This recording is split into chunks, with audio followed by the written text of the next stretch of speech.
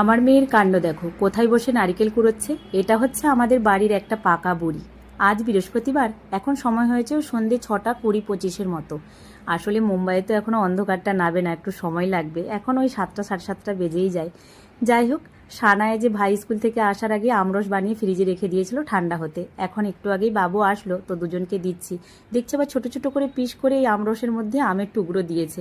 বাবু তো আম খেতে ভালোই বাসে, তবে জানো তো মুম্বাই বেশ গরম পড়ে গেছে, এরকম ঠান্ডা আমরস শরবত বেশ ভালোই লাগবে।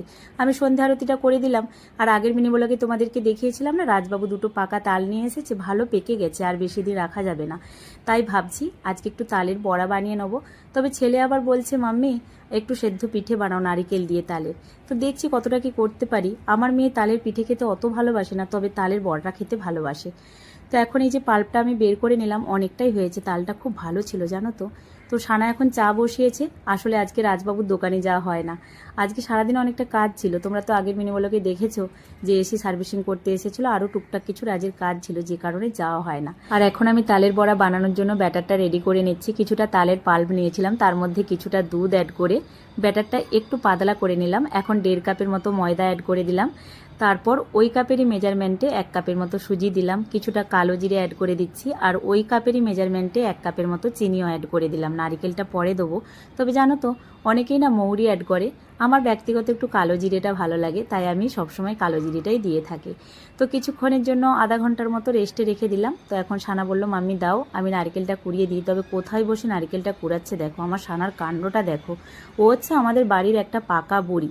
যাই হোক, ও নারিকেলটা কুড়িয়ে দিক, যেহেতু রাজবাবু বাড়িতে আছে।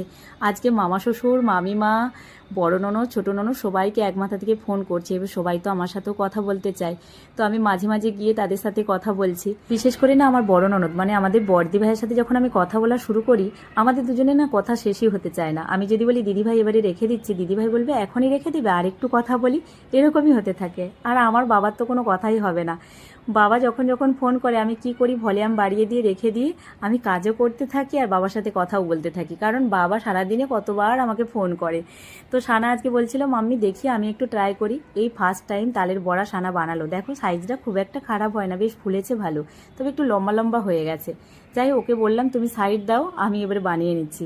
এই যে গোপালের জন্য রেখে দিল একটু, আমার গোপাল সোনাদেরকে দিয়ে তারপরে মানে ভোগ নিবেদন করে তারপরে আমরা খাবো। তো তারপরে এই যে আমি কিছুটা দিয়ে দিচ্ছিলাম। আবারও ফোন এসেছে মামা শ্বশুর মামিমা, তাদের সাথে একটু কথা বলবো। রাজবাবু এখন ডাকছে যে আসো একটু কথা বলো মামা মামিমার সাথে। তো আমার আবার কথা বললে না কারোর সাথে একটুতে হয় না, কথা বলতে বলতে বেশ অনেকটা সময় হয়ে যায়। যাই হোক, তালের বড়াগুলো হয়ে গেছে, ছানা ফ্রাই করছিল, একটু লালচে হয়ে গেছে। যাই হোক, আজকে আসি।